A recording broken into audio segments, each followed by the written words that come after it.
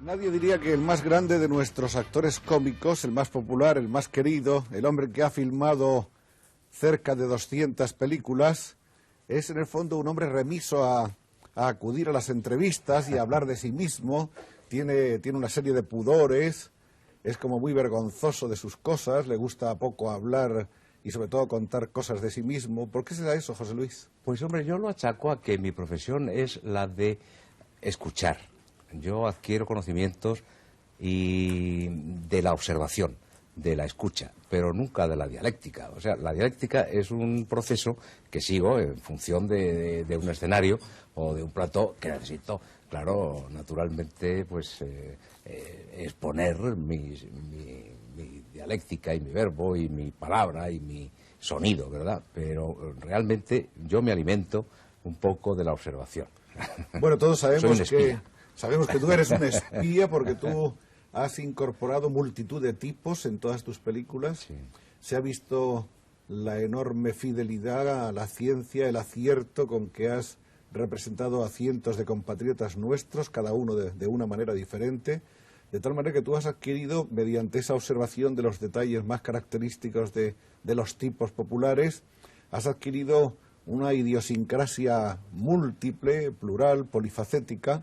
¿Hay en ti cuántos hombres, José Luis? Muchísimos, pero yo creo que son los que me atribuye el público, porque yo propiamente yo no me he propuesto hacer ninguno. Es decir, yo creo que esto es un producto del público que ejerce una magia sobre la interpretación, ¿verdad? Yo no me...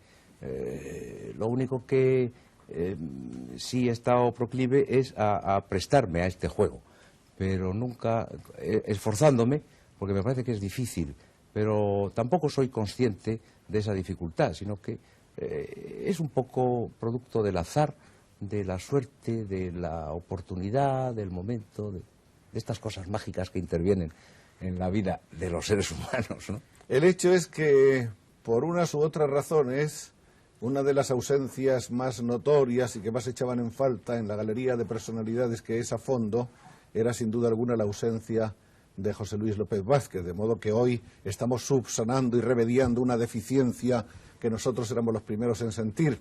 Lo cierto es que lo hemos intentado en bastantes ocasiones, siempre José Luis está con una película o con otra, sí, o con un viaje, o recibiendo un premio, o yendo a Hollywood quizá por si cae el Oscar, ese que siempre está a punto de caer. Esas son las menos veces. Las menos veces, pero alguna que otra, ¿no? Alguna hubo. Y hermosas veces han sido. Sí, hermosísimas. Sí. Bueno, tú tienes un palmarés de premios y de galardones impresionante, de modo que, aunque te falte ese, sí, tienes muchísimos, ¿no? Sí, ese al que no es fácil. No aspiro a optar nunca, jamás. No es fácil llegar. Porque no es fácil llegar. Depende de muchas cosas ajenas, porque incluso la propia valía personal. Claro, lo que se premia en Hollywood generalmente es la película del país. Y entonces uno tenía que ya estar enraizado, entroncado, afincado en un país, contratado por él, para llegar a optar al Oscar, como ha podido estarlo Greta Garbo o Charlie Chaplin, que nunca lo estuvieron, sino a posteriori ya, después de una serie de vicisitudes tremendas, o sea que nunca se aspira a eso. Lo cierto es, José Luis, que así como tú parece que tienes siempre miedo de venir a sentarte ante las cámaras, y no miedo, pues una cierta timidez. Pudor. Tú eres un poco tímido, siempre has sido un hombre tímido, ¿eh? Sí, tímido, sí. Pudoroso, sí. Que en fin, que haces tu trabajo pero no te gusta dar 3/4 al pregonero, ni contar cosas, ni que te pregunten.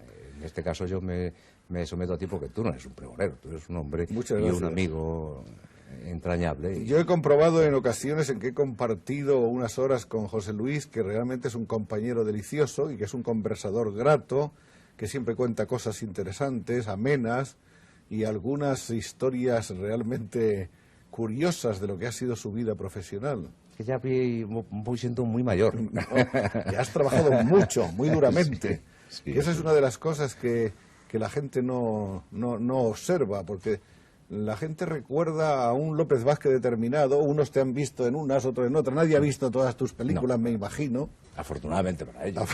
Porque son muchas.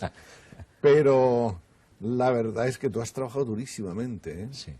he trabajado mucho, sí. Yo recuerdo que tú hacías 2 funciones en el teatro y estabas haciendo una película por semana casi, ¿no? Sí. O por mes. Has hecho 6 u 8 películas cada año. Y hacía alguna serie de televisión. Hacías también. además una serie de televisión. Cosas, sí. ¿Cómo podías arreglarte No para lo sé, todo yo eso? tampoco me lo explico. Es inexplicable. Es una cosa que entra dentro del género patológico, milagroso. ¿A qué atribuyes tú esa timidez? ¿Es una cosa que ha nacido contigo o la has ido adquiriendo con el tiempo? No, yo ¿Es creo una que ha actitud nacido de reserva No, o de defensa? ¿Es el instinto? puede ser también defensa, posiblemente sea un hombre tímido. Yo me he educado en un medio muy modesto, muy resignado, me ha venido, he tenido una educación muy inhibitoria, ¿verdad? Y posiblemente eso, yo creo que... ¿Qué clase de niño fuiste tú? ¿Fuiste un niño abierto, extrovertido, divertido? No, al contrario, no. Muy introvertido, muy melancólico, sensitivo, muy Encerrado. encerrado dentro de mí mismo, hijo único, además, que es tremendo, ¿verdad? La Pues se falta convierte de uno en compañía dentro de la una especie de casa, anacoreta, sí, exacto. Sí, no me gustó mi infancia, lo pasé bien porque me valía a mí mismo y yo realmente no he tenido ningún trauma infantil, ¿verdad? Pero no me... La pronta desaparición de tu padre, ¿tú la notaste, la sentiste, la advertiste o eras muy pequeño para eso? Yo creo que era muy pequeño para eso y además yo creo que no la sentí. Lo que pasa que sí, luego lo has me he hecho en resentido falta, claro, de ella claro. ya a los 40 o a los 50 años. Luego se da cuenta uno de que hay un vacío, de que ha habido Sí, una... efectivamente, sí, que ha faltado ese entorno familiar, Eso ese atractivo, esa dispersión, esa cosa entrañable, ¿verdad? Así que De tu madre raíz. tuvo que hacer de todo, de padre y de madre, claro. Sí, y yo también. Y tú también. O sea, todos hicimos, o sea, ahí ya empezó la cosa del teatro y de la farándula, en esa meter en escena de ser padre, madre, hijo, criada, muchacha para ir a la compra, estudiante. Ya estabas ahí haciendo múltiples papeles. Estaba haciendo todo ya. Yo creo que sí. Sí, porque yo recuerdo unas declaraciones un reportaje que pareció insólito, porque es rarísimo en ti que parezca un reportaje familiar, a los que son dados, por otra parte, tan dados casi todos los actores. Era un reportaje que yo tengo recortado por ahí, debe estar, en el que tú estabas con tu madre en Alicante, que Sí. ella vive allí ahora por razones Sí. de que el clima Sí, allí exacto. le es benéfico y en cambio el de Madrid es muy malo, ¿no? Para su asma y eso. Sí. Y creo que tu madre cuenta ahí esas cosas, que ella tenía que trabajar, lógicamente, Claro. y que llegaba a casa y tú ya tenías la mesa Yo puesta ya y tenía la preparada mesa puesta y la comida hecha. y el brasero encendido. Y el brasero y encendido. esto de picón que yo me organizaba con mis teas Fíjate. y mis O sea que tú cerillas, fuiste un sí. chico muy ágil, Sí. muy avispado, muy industrioso desde Sí. un principio, haciendo Luego todo, no he ¿no? entrado en la cocina nunca más, o No, sea, ¿verdad? que ya nada, ya le he Pero tomado una versión. tampoco entrabas con demasiada vocación, ¿no? No, pero la fuerza obliga, ¿no? Sí. Tu padre era funcionario del Ministerio de Justicia, me Sí, parece, exacto, ¿no? sí. Y cuando murió, ¿tenías tú cuántos años? Pues ha muerto hace muy poco. Sí. Ha muerto hace muy poco. Lo que pasa es que ellos estaban separados Ajá. por unas razones de incompatibilidades, ¿no? O sea Bueno. que yo ya, de momento, yo ya me habitué Pero para ti a esta. no existía, no no supuso existía, ningún trauma. prácticamente. Ya te digo que en ese instante, en mi infancia, durante mi infancia, no supuso trauma. Lo que pasa es que ahora sí me resiento y echo en falta quizá que yo creo que debería haber sido mucho mejor de lo que soy si hubiera tenido un entorno familiar como debido, esta cosa que es siempre tan necesaria de encontrarse en familia, de estar dentro de esa célula tan importante como supone la familia. Yo creo. Algunas veces tú has dicho que podrías haber sido otras muchas cosas, que realmente no tenías una idea muy clara de tu vocación. Por una parte querías ser arquitecto, creo. Sí. Por otra te atraía la pintura. Sí.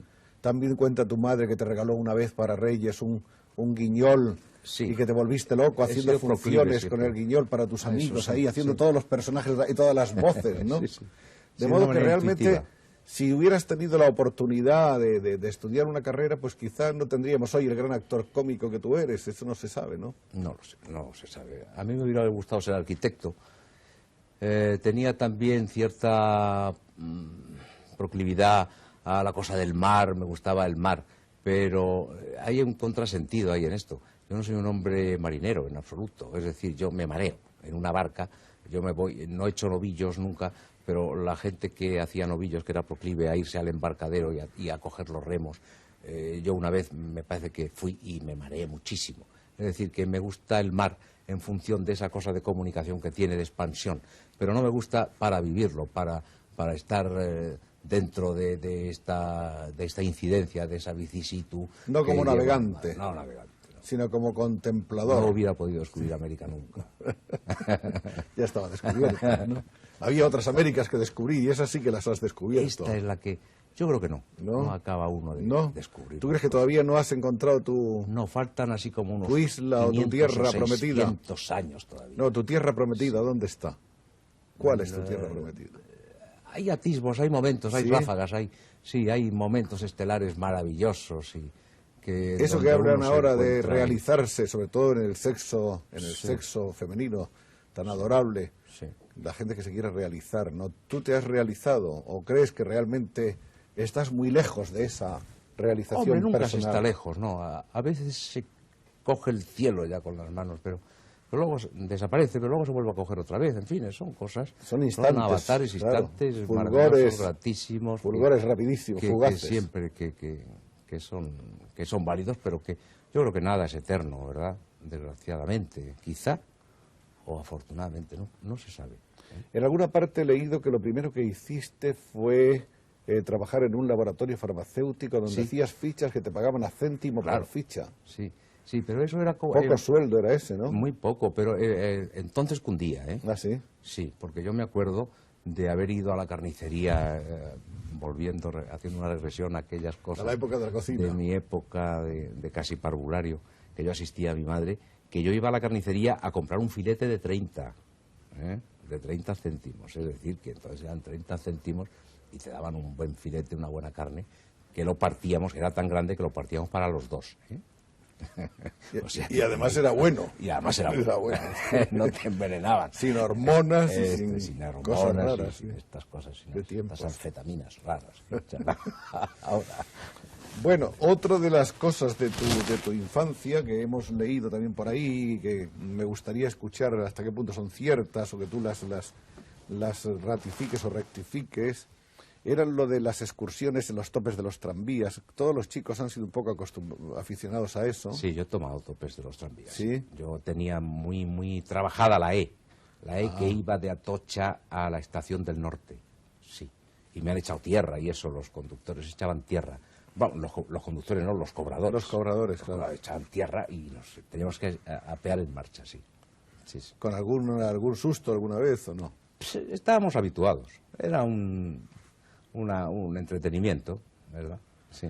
Esto es muy necesario, haber pasado por esa etapa, haber golfeado, haber corrido la calle, pero sin que te grave eso, sin que... ¿La calle era para ti un mundo sugestivo, rico o no? Sí, claro, comparado con la soledad, de un muchacho solo en una casa, claro. Sí. No cabe duda, sí. Mis ¿Encontraste amigos, muchos amigos, muchos...? Sí.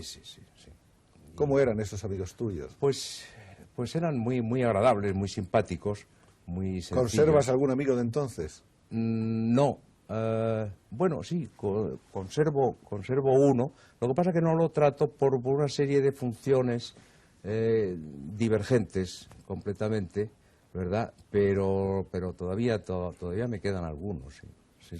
Y también he leído que te bañabas subrepticiamente en el Manzanares. Exactamente. Claro. En aquel Manzanares que supongo que era más limpio que este, ¿no? Que el Manzanares, que sí, claro, es de suponer. Pero había pozas y era peligroso también. Sí, en la parte, y además debía de ser espantosa, debía de estar completamente también inoculado de cosas porque estaba al lado de los mataderos, de forma que tenía que ser espantoso. Lo que pasa es que uno a esa edad, a los 8 o 10 años que tendría yo, pues uno está ausente de todas esas responsabilidades y de ese conocimiento y de esa conciencia, ¿verdad? Ya se sabe que un niño siempre tiene un ángel de la guarda a su lado que le previene y le preserva de muchos peligros. ¿Entre esos niños amigos tuyos hubo también pandillas y guerras y eso o no?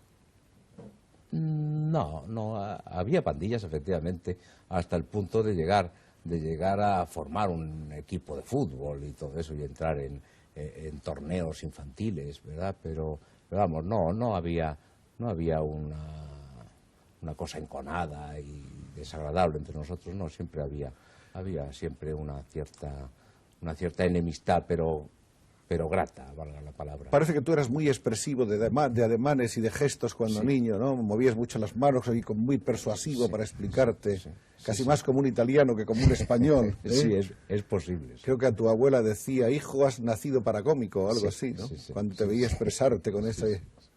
Pues yo creo que eso debía ser porque era muy apasionado, muy vehemente, quería expresar demasiadas cosas, era mucho mi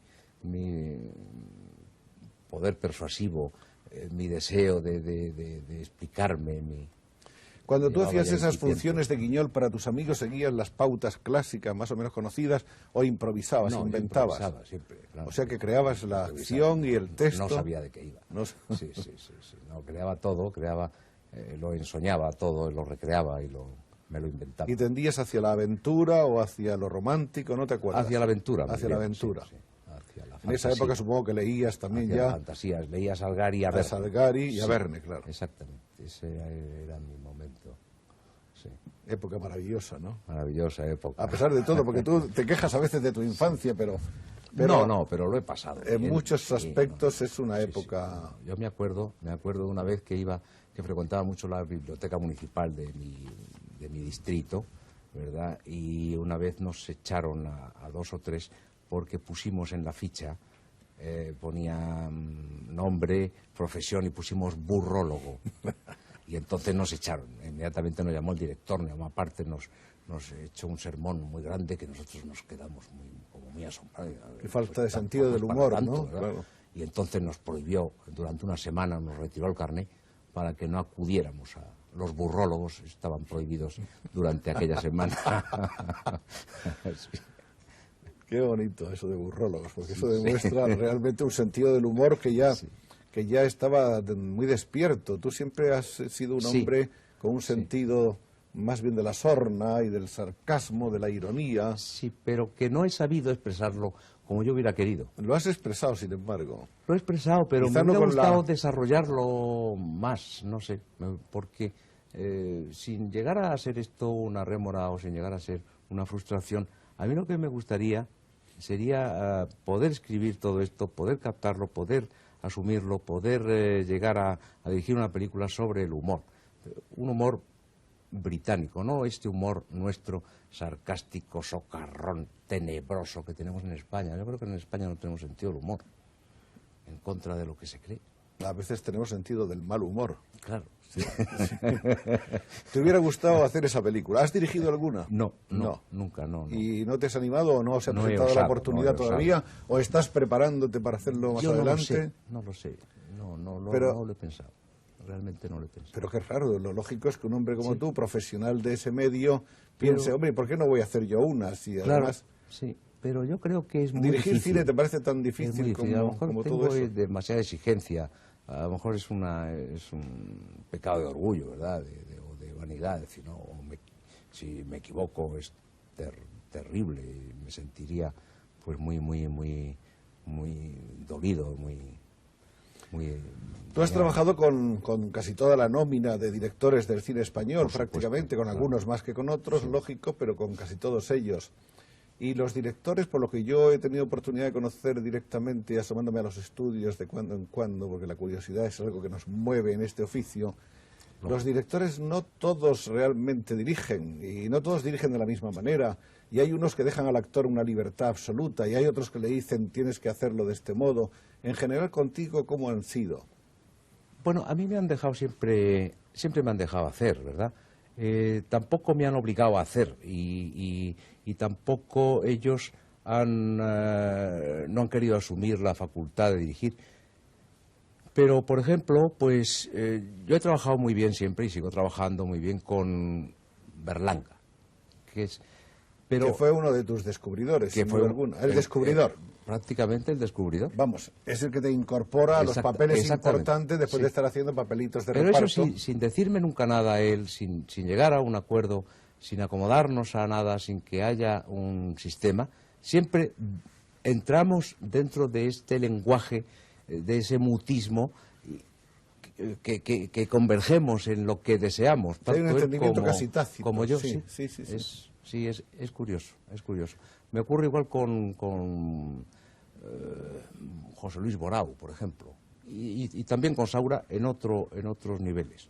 Pero vamos, ya Saura es un poco más complicado. Más complicado, sí. ¿verdad? Pero también trabajo muy bien. Realmente siempre he trabajado bien con todos los directores nuestros españoles porque son todos personas asequibles. En realidad podríamos decir que el descubrimiento es de Berlanga, la reafirmación es con Marco Ferreri. Exacto.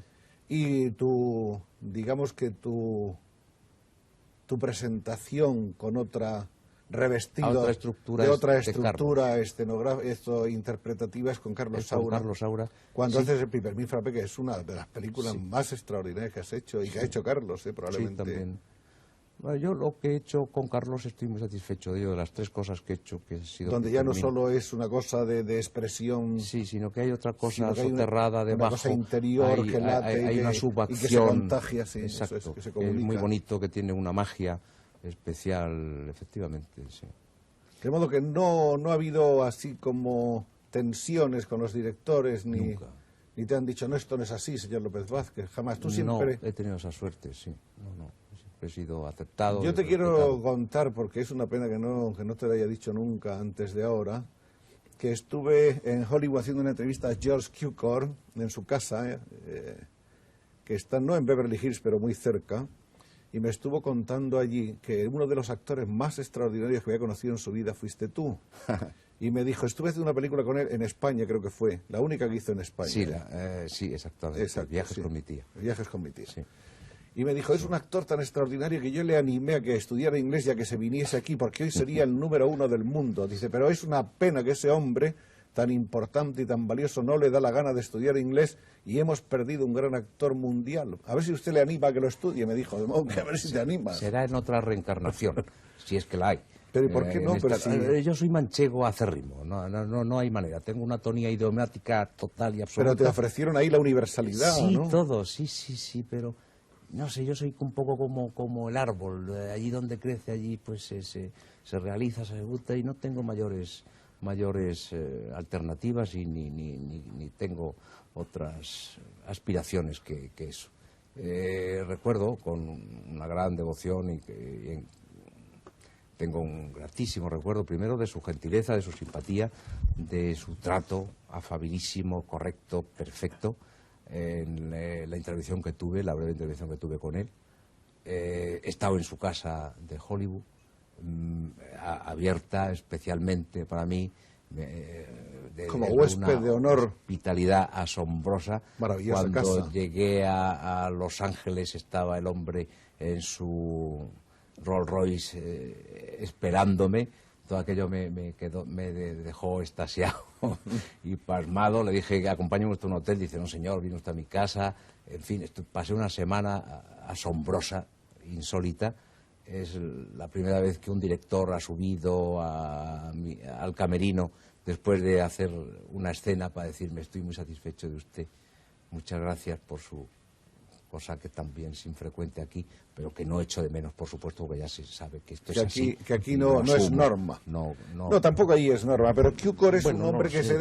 se deja influenciar mucho por cierto tipo de personajes que le sorprenden. Él me dijo, lo más increíble de este señor es que él no hablaba ni una palabra de inglés y yo no hablaba una palabra de español y sin embargo hacía todo lo que yo quería y lo hacía mejor que como yo quería. Y además me dijo una cosa muy extraña una vez en una conversación que tuvimos, una conversación a base de gestos, que yo era un poeta, lo cual para mí es una... totalmente desconocido. Bueno, se puede ser poeta de muchas maneras, ¿no?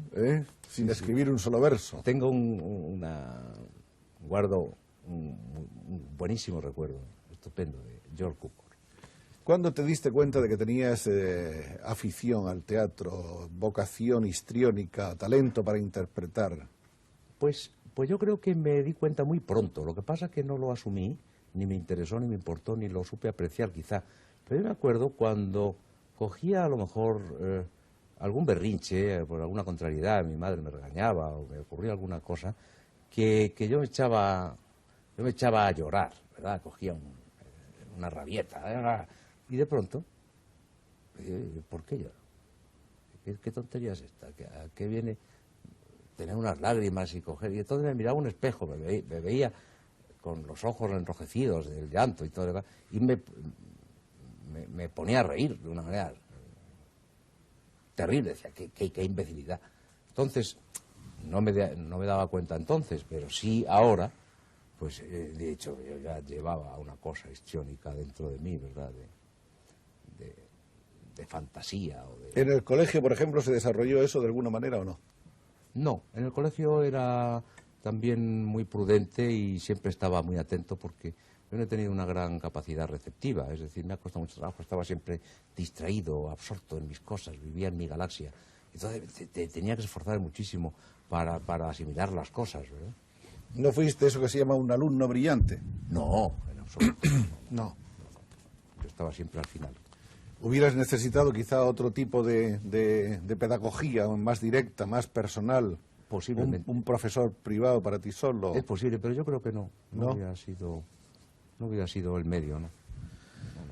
Bueno, la guerra aparece de repente en la vida de todos los españoles y en la tuya. ¿Y qué es para ti? ¿Cómo vives? Para mí la guerra esos es una evasión. Es una evasión porque tengo 13 años y pico, casi 14 años. Entonces me encuentro con una aventura. Una aventura terrible, siniestra, peligrosísima, nefasta, aterradora, pero que yo no vivo esa tragedia en mi carne, ni me perjudica en absoluto, porque al contrario, lo que hace es desarrollar en mí una serie de posibilidades. Empiezo a despertar, empiezo a ser un hombre, pues un adolescente, y empieza a interesarme una serie de cosas. Me interesa el arte, sobre todo, ¿verdad?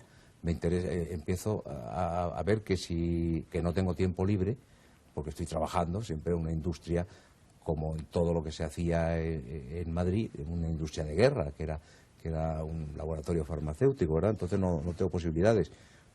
Gano dinero, poco, y no tengo que gastarlo, entonces me compro libros. Entonces empiezo a comprarme libros de teatro y empiezo a ver y a estudiar y a sentir y a leer novelas y literatura y el teatro y ver películas que era la misma, siempre era una noche en la ópera durante un año o 2 años. ¿Antes llegaste a verla? Sí, claro, o Rebelión a bordo. Eran 4 o 5 películas que habían quedado aquí, ¿verdad? Completamente estancadas, y entonces se iban produciendo el ciclo. Entonces me empieza a entrar afición por el cine, por el teatro, y lo veo con mucha más asiduidad. Y voy al altavoz del frente que dirigía entonces María Teresa León y Alberti, y veo una obra que me dejó pues muy impresionado, porque aprecié instintivamente otro tipo de teatro, otra cosa, otras vivencias. Entonces empiezo a interesarme en ello. Coincido con un gran amigo que también estaba... ¿Sería un teatro político, un teatro...? Sí, era un teatro político, pero relativamente no era un teatro político auténticamente. Me parece que era un entremés, no me acuerdo qué era exactamente. Era un entremés no sé si era... Pero quizás la presentación o el tratamiento... Exactamente, el sí. tratamiento, la manera de verificarlo y de ponerlo en escena, de incorporarlo, ¿verdad? Entonces, pues es cuando yo empiezo con un amigo que yo tenía, mayor que yo, Enrique Durán, que luego murió, pero que es el que me inició a mí, el que me descubrió todo ese mundo, todos esos niveles fantásticos, maravillosos del ballet, del teatro, de Stanislavski, de Diaghilev, y entonces empecé inclusive de Hollywood, porque tenía amigos que, como era López Rubio, como era Jardiel Poncela, que estaban en ese momento contratados sí, en la Fox, haciendo unas versiones. Los diálogos de las versiones en español. Sí. Y pues todo eso me fue enriqueciendo. O sea que a mí la guerra, aparte de que, claro, lo que pasa es que coartó mis estudios, coartó mi vida, pero me favoreció en ese sentido, me enriqueció de una manera vivencial en cuanto a las ductilidades estas que luego pues después pues han ido desarrollándose. ¿Te tocó vivir momentos de peligro en alguna circunstancia de la guerra? Sí, todos eran momentos de peligro. Lo que pasa es que el ser humano es una paradoja.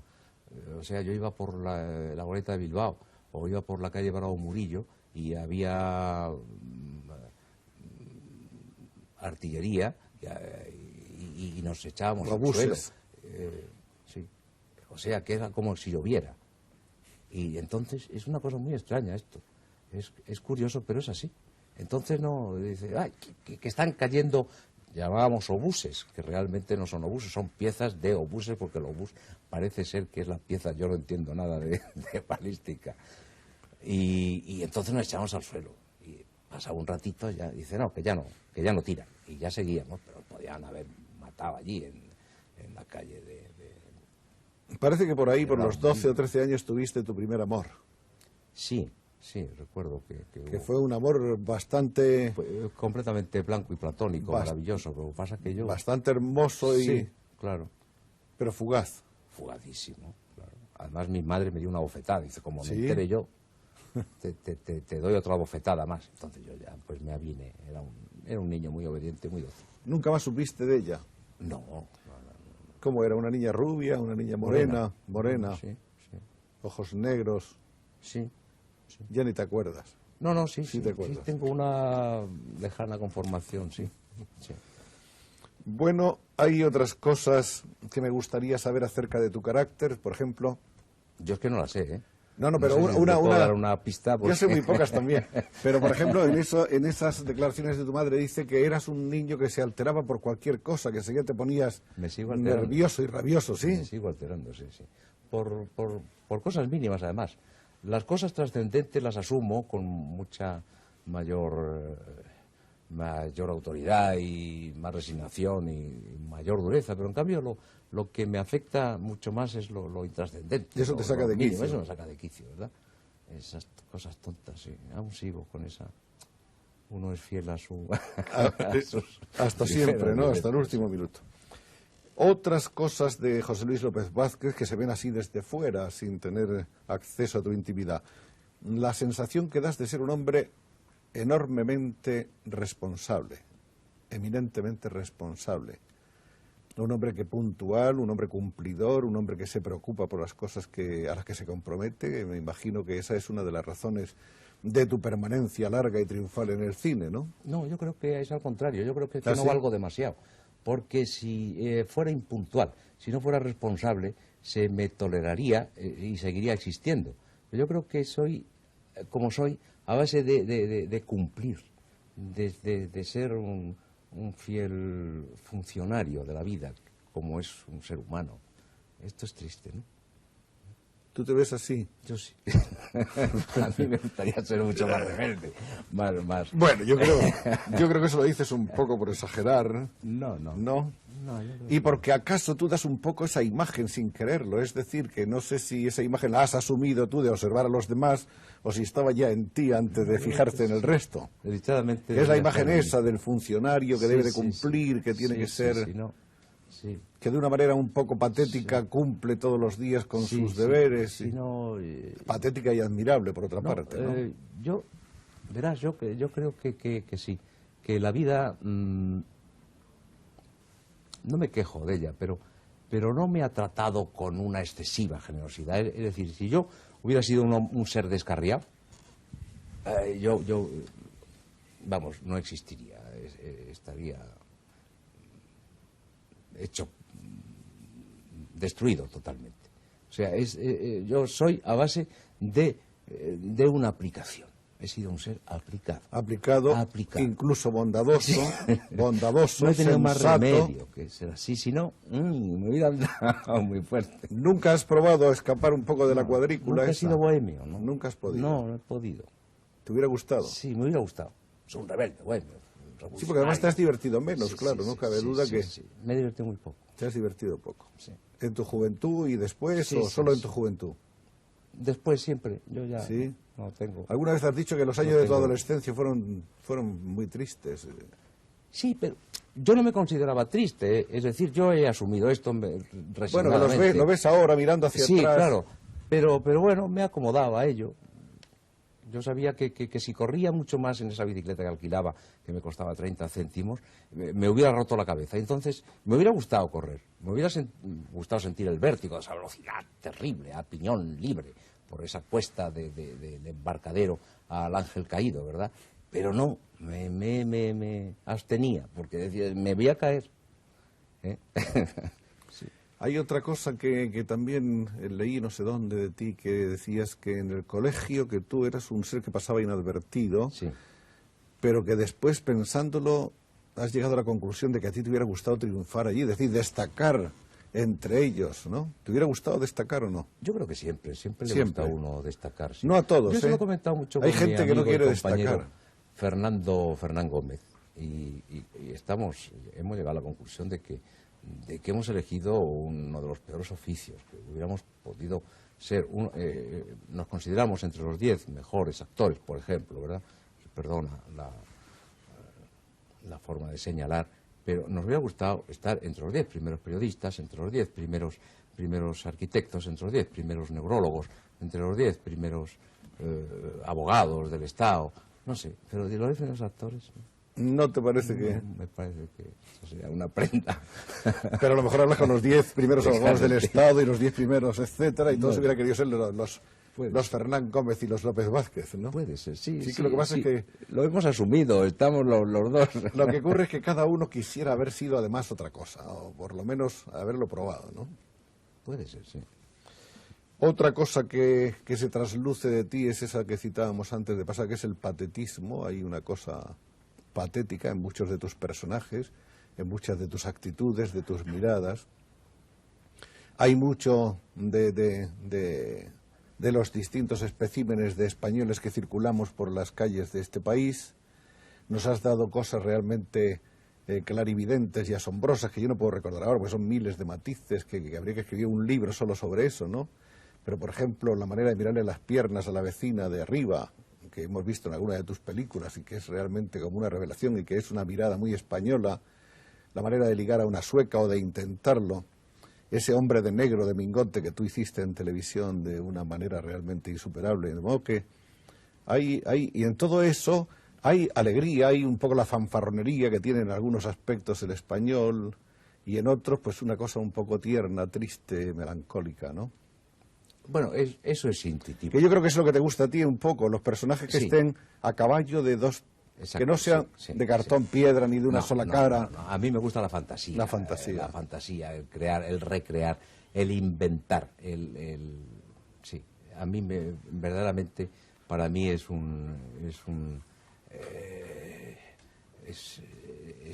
sintomático y me gusta remontarme e inventar las cosas y recrearlas y hacerlas mágicas, si se puede. Observo ahora, mirando el reloj, que llevamos 40 minutos hablando y no hemos contado apenas Tampoco. nada de tu vida. ¿Tampoco? ¿Cómo tampoco? Pues si no ha sido nada. Y sin embargo, fíjate cuántos minutos. La verdad es que contigo tú... se está muy bien. Muy amable, lo mismo digo. Yo estoy mucho más a gusto. Digamos que tu historia de actor empieza el año 39, Sí. más o menos con el Teatro Español Universitario, el TEU, sí. interpretando a Lope, a Calderón, a Tirso, que hiciste además una tournée con el TEU, me parece que fue por Alemania, ¿no? Sí, estuvimos en una cosa que se llama unas delfiadas, que es una especie de curso teatral universitario. Entonces estuvimos en Saarbrücken, destacamos mucho, además, nos consideraron, se quedaron muy sorprendidos de que hubiera unos actores dentro de un entorno universitario y lo pasamos muy bien, francamente. ¿Ese una fue tu primer experiencia. viaje al exterior? Sí, fue mi primer Te dieron un viaje. premio, ¿no? Nos dieron un premio, Os dieron a un premio a la compañía. a la entidad, sí. En el 48 entras en la compañía del Teatro Nacional María Guerrero, que dirigía Luis Escobar, con y Huberto Pérez de la Osa. Exacto, sí. Debutaste con una obra que se llama El Anticuario. El Anticuario. El Anticuario, sí. De Dickens, que es una versión de Suárez de Deza. Y a los 3 años hiciste en esa compañía El Avellaneda del famosísimo Tenorio de Dalí. De Dalí, sí. Las dos versiones. El Avellaneda, que dice muy poco. Entre otras cosas dice, soy de la misma opinión, cosa que es muy difícil decir. Sí, cada vez es más difícil, ¿no? Sí. Yo realmente en esa compañía, de la que guardo una grata memoria de mis compañeros, del propio Luis Escobar, con el que he tenido ocasión luego de coincidir en muchas cosas y que yo admiro y estimo mucho, pues no hice sino observar. Realmente fue una escuela para mí aquella época de curso donde hacía pues prácticamente meritorios, aun cuando cobraba un sueldo, ¿verdad? Allí estaba en la plantilla, que hacía a caballo con mi cometido en lo que después fue el Ministerio de Información y Turismo, que era su Secretaría de Educación Popular, donde yo dibujaba, pintaba, al arrimo y por generosidad y tutela de mi amigo José Caballero, que fue quien me presentó y quien me ayudó muchísimas veces. El gran Pepe Caballero. El gran Pepe Caballero, con el que yo empecé a dibujar, a pintar, y entonces yo me asistía de todo esto. Yo era un hombre lleno de inquietudes y todavía no había advertido mis posibilidades de identificación, pero yo hacía las dos cosas y me decía, hombre, ¿no? O pinta o dedícate a la interpretación, esto que tú haces, que lo haces muy bien. Yo no sabía dónde iba a ser mi evasión, mi momento propicio y específico. Aquí tenemos algunas de las cosas que pintaba en esa época José Luis López Vázquez, que como ven ustedes son portadas de libros, de folletos, sí, de programas de mano, bocetos escenográficos, exacto, sí, figurines que después mostraremos. Ilustraba también libros, como por ejemplo este de Jaime Ferrán que les vamos a enseñar ahora, de la colección de poesía de Editora Nacional, que se llamaba Descubrimiento de América, en cuyo libro las ilustraciones de López Vázquez, firmadas así, López Vázquez, eran exactamente como esta que ven ustedes aquí. Que está un poco en el estilo de lo que se usaba entonces, ¿no? Había siempre un mimetismo primero de Pepe Caballero. El mismo Pepe Caballero, sí, claro. Por supuesto, sí. Y así como muy surrealista. Estas cosas son también de esa época. Me gustaba la evasión y este feliz año, que no sabemos de qué año es, porque es lo que falta. Pues debe de ser... Ah, sí, 1958. No, del 58. Sí, está ahí en la falda. Sí, del 58, exacto. Esta es otra, un boceto. Sí, que hice para el Ateneo de Madrid. Para un homenaje. Un ciclo de música, me parece. Del Ateneo de Madrid a 5 maestros de la música española. Sí, exacto, sí. Esto es La otra orilla de López Rubio con Conchita Montes. Sí, esto es una comedia que hice a continuación de haber yo terminado mi ciclo en el María Guerrero, y entonces hice La otra orilla de López Rubio con Conchita Montes, hacía un papel y también hice los bocetos del cartel. Esto es un boceto para la portada del libro Fin de siglo. Sí. De un libro de la editorial Taurus. Taurus Ediciones. No tengo idea. Sí. Aquí hay otro para la presentación de una película de la Fox, Un hecho violento. Sí, que dirigió Forqué. Con Adolfo Marsillán, Mabel Carr, Richard sí. Morse. Bueno, y también hacías figurines. Y hacía figurines. Estos son algunos de esos figurines. Tenía una existencia inquieta y movida. De modo que trabajabas, como siempre, mucho. Mucho. Y estos son los figurines ya transformados en realidad. Esto pertenece a... Sucedió en Damasco, la segunda película que hizo José López Rubio cuando vino aquí de Hollywood, que la primera fue Pepe Conde y después Sucedió en Damasco. Y me encargó a mí la ambientación de los figurines. Hiciste... Con Paola Bárbara y ¿sí? Miguel Ligero. ¿Sí? Tú hiciste los figurines para 3 películas de López Rubio, me parece. Sí, esta, la de Alucemas, y alguna más que no... Esta creo que también. Esto es Eugenia de los Montijo, Sucedió en Damasco y Alucemas, exacto. años 42, 43, 45, eso es. Más o menos, por ahí, no recuerdo ahora. Eso es de Madrid al cielo, una película que hice con Rafael Gil. Ahora les vamos a enseñar a nuestros amables espectadores cómo era José Luis de chiquitito.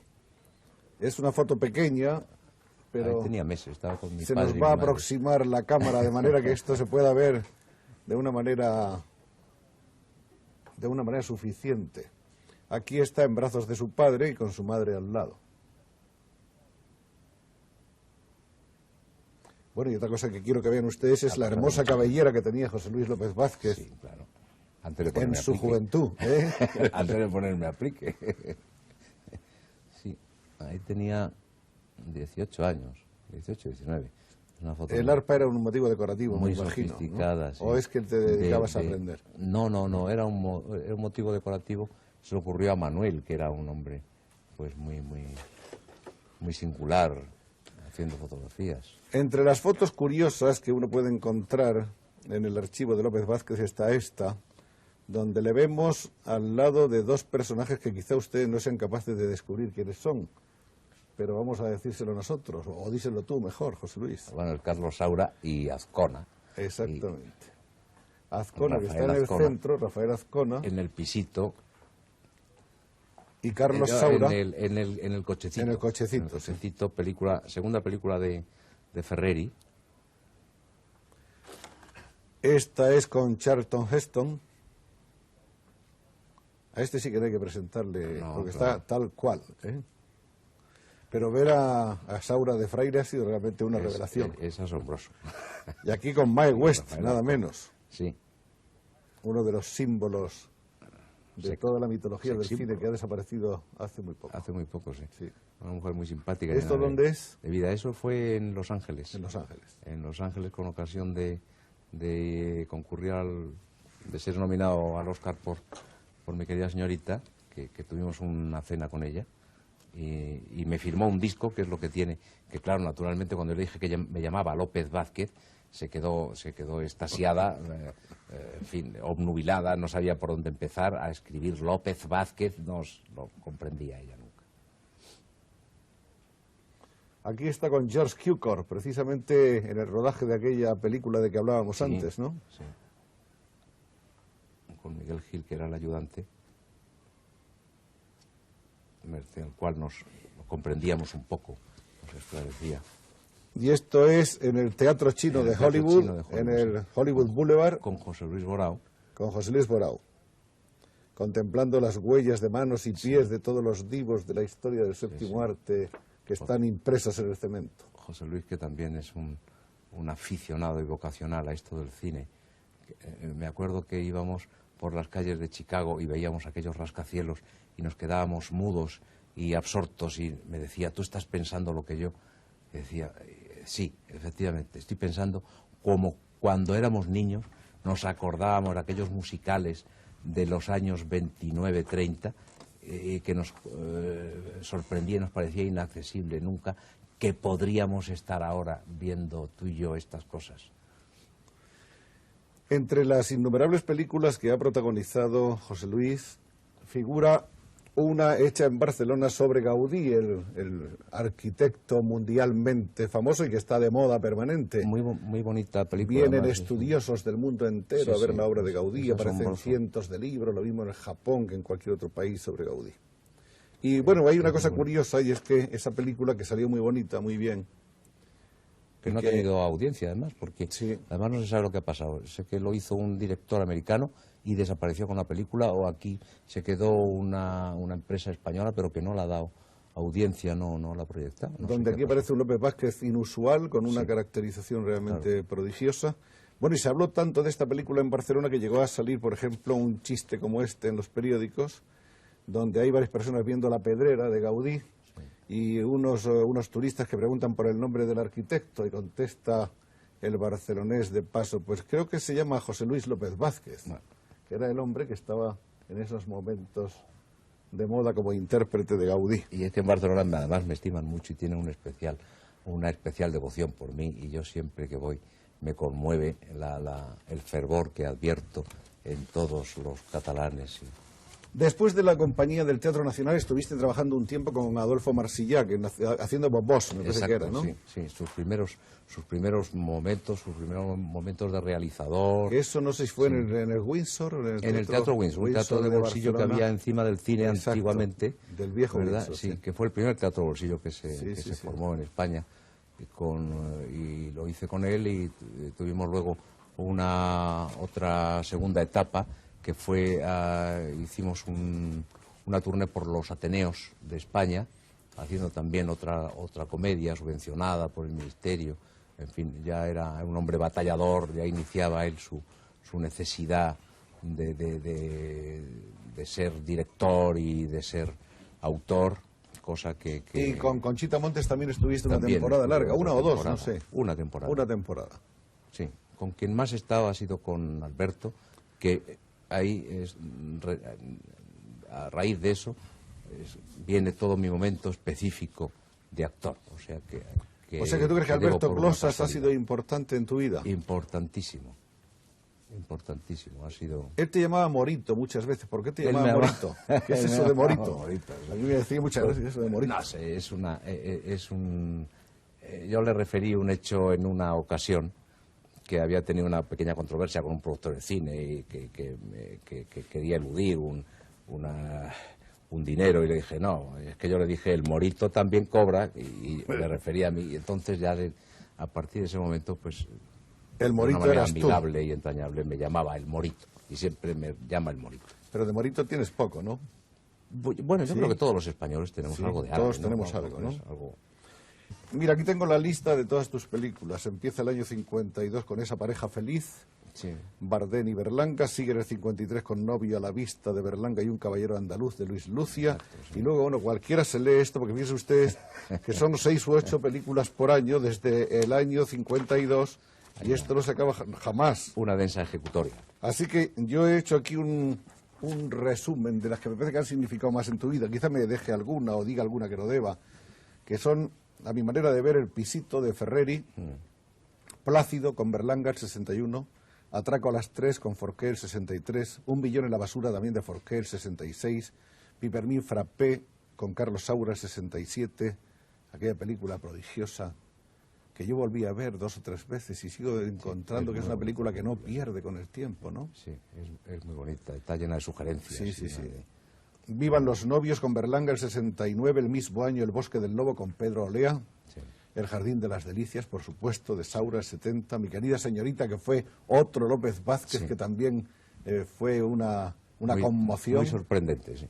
En este resumen de la filmografía copiosísima de López Vázquez, destaquemos La cena virgen de Forqué, Viajes con mi tía de Q-Cor, Habla mudita de Gutiérrez, La prima angélica de Saura, No es bueno que el hombre esté solo de Olea, Duerme, duerme mi amor de Regueiro, Zorrita Martínez de Escribá, La verdad sobre el caso Savolta de Antonio Drobe, La miel de Pedro Masó, La familia bien gracias de Pedro Masó, y bueno, y acabas de terminar una película con Berlanga. He terminado una película con Berlanga que se llama Patrimonio Nacional, que supongo que será suculenta también y maravillosa, esperemos, y otra con Pedro Masó recientemente, que se llama El secuestro, que no sé si se llamará así porque resulta que hay una película en explotación del mismo título, pero que también es muy divertida y que entra dentro de este cine de evasión que tanto necesitamos y que... Bueno, en cuanto a galardones y trofeos, también hay 5 o 6 páginas llenas de premios que empiezan en el 60, de premio del Círculo de Escritores Cinematográficos, o también en el 61 como mejor actor de reparto, en el 62 mejor actor por Plácido, Sindicato Nacional del Espectáculo, mejor intérprete estelar masculino por Atraco a las 3, y así sigue todos los años. Hay desde el más popular por Pueblo, el Best Actor del Chicago International Films Festival por El bosque del lobo, el mejor actor en la Semana de Cine Español de Granollers, el fotograma de plata, los premios San Jorge, más fotogramas de plata, gallos de oro, premios naranjas, etcétera, etcétera, etcétera, hasta llegar, porque creo que lo que hay que destacar aquí, a la nominación para Hollywood, que fue en primer lugar con Plácido Sí. y en segundo lugar con Mi querida señorita. Aparte de eso, todo el mundo sabe lo que tú has hecho en la televisión. Hubo una serie que se llamaba, la primera fue Palma y Don Jaime, Palma y Don Jaime, tercero después izquierda, Noel Clarasó, tercero izquierda, eso es, y ese señor de negro, ese señor de pero negro, sobre todo la cabina. y La cabina, que es La lo que cabina, todo el que mundo la recuerda verdad, más, que- aunque esas series fueron realmente series de mucho éxito y Sí, de mucha mucho. repercusión popular. Mucho éxito, sí. ¿Crees tú que hay en ti alguna carencia como actor? Yo creo que no, yo soy fatalista en eso. Además, ¿Te gustaría creo que- ser un gran trágico más que un gran cómico?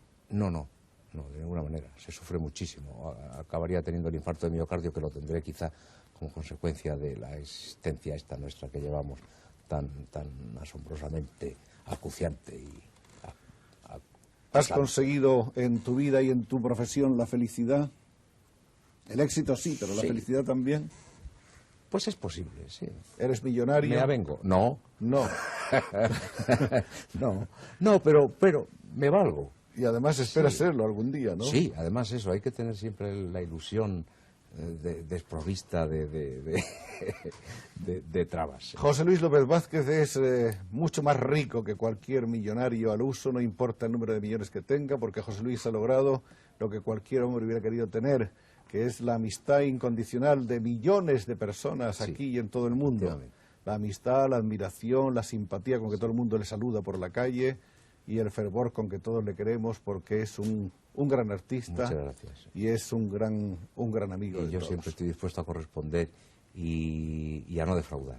José Luis, muchas Procuro gracias. no defraudar. Porque nos has hecho muy felices viniendo hoy a este programa, Yo también, como tantas veces hemos esperado. manifestándome mandando un abrazo a todo el mundo, sincero y fervorosamente. Pues muchas gracias por todo. Gracias. Adiós.